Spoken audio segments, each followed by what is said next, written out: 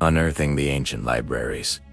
What knowledge did lost civilizations hold? There are moments in human history when knowledge itself stood on the brink of eternity only, to be lost forever. Not through ignorance, not through lack of brilliance, but through fire, conquest, and silence. Imagine shelves stretching beyond sight, filled with scrolls written by the greatest minds of the ancient world, calculations of the stars, maps of lands unknown, medical treatments, centuries ahead of their time, entire philosophies explaining the nature of reality, and then smoke flames. Ash. This is the story of humanity's greatest intellectual tragedies, the destruction of ancient libraries and the knowledge that vanished with them. What did we lose when the Library of Alexandria burned? What secrets were erased when Mesoamerican codices were destroyed? And how different might our world be today if those libraries had survived? Tonight, we unearth the ancient libraries and ask a haunting question. What knowledge did lost civilizations truly hold? Chapter 1. The Library of Alexandria. The brain of the ancient world. Founded in the early 3rd century BCE in Egypt, the Library of Alexandria was not merely a library, it was a global research institute. Perhaps the first of its kind. Scholars from Greece, Egypt, Persia, India, and beyond were invited to live, study, and debate within its walls. Any ship that docked in Alexandria was searched for books. Originals were confiscated, copied, and stored while copies were returned to their owners. At its 8 historians estimate the library may have held up to 400,000 scrolls, possibly more. But what was inside? Astronomy beyond its time. Greek astronomer Aristarchus of Samos proposed a heliocentric model placing the sun, not Earth, at the center of the cosmos.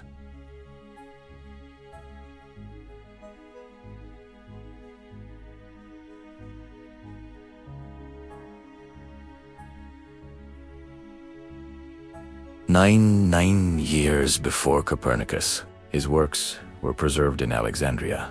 So were the writings of he who created star catalogs and discovered the precession of Earth's axis knowledge, essential for understanding long-term climate cycles. Mathematics and engineering. Euclid's Elements, the foundation of geometry, was compiled there. But lesser-known texts hinted far more advanced mathematics. Lost treatises on infinitesimal, mechanical automation, and complex hydraulic engineering. The engineer Heron of Alexandria described steam-powered devices. His writings suggest technologies that, had they been pursued, might have sparked an industrial revolution in antiquity, medicine, and anatomy. Physicians at Alexandria performed systematic human dissections, a practice later banned in Europe for centuries. They studied the nervous system, circulation, and organ function with scientific rigor unmatched until the Renaissance. Some historians believe ancient surgeons may have understood antiseptic principles and advanced pharmacology knowledge, lost when their texts disappeared.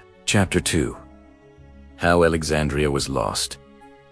Death by 1,000 fires. The destruction of the Library of Alexandria wasn't a single event. It was a slow, tragic unraveling. In 48 BCE, Julius Caesar's fire, during a naval battle, may have damaged parts of the collection. Centuries later, Christian and pagan conflicts destroyed temples housing secondary libraries. Finally, during the Muslim conquest in the 7th century CE, remaining collections may have been lost forever, though historians still debate this final blow. What matters is not how it burned, but what burned with it. Entire fields of science vanished. The names of brilliant thinkers erased. Ideas that might have reshaped history gone. Chapter 3. The Great Libraries of the East. Knowledge beyond Greece. Alexandria was not alone. The Library of Ashurbanipal, Mesopotamia's clay memory in Nineveh. The Assyrian king Ashurbanipal built one of the world's earliest known libraries, over 30,000 clay tablets. They contained mathematical tables, medical diagnoses, astronomical observations. The Epic of Gilgamesh. These tablets preserve knowledge dating back thousands of years, but much was lost when Nineveh fell in 612 BCE. What survived was only a fragment. Ancient Indian knowledge centers.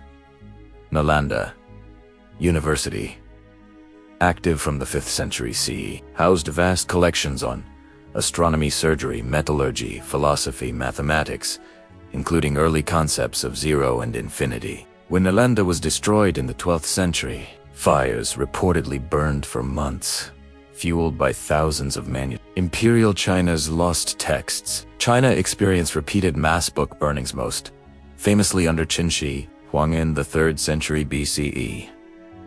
Entire schools of thought, history, philosophy, science were erased in an attempt to control ideology. What remains today is a carefully reconstructed shadow of what once existed. Chapter 4. Mesoamerica.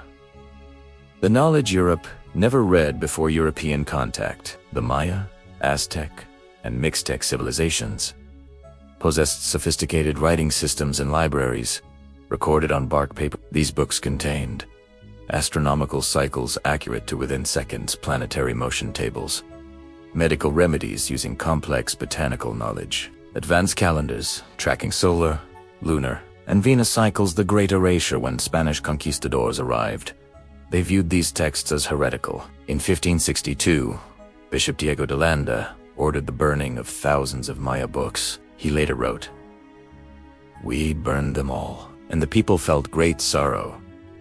Today, only 4 Maya codices survive. 4. From an entire civilization's written memory. Chapter 5. Engineering without blueprints.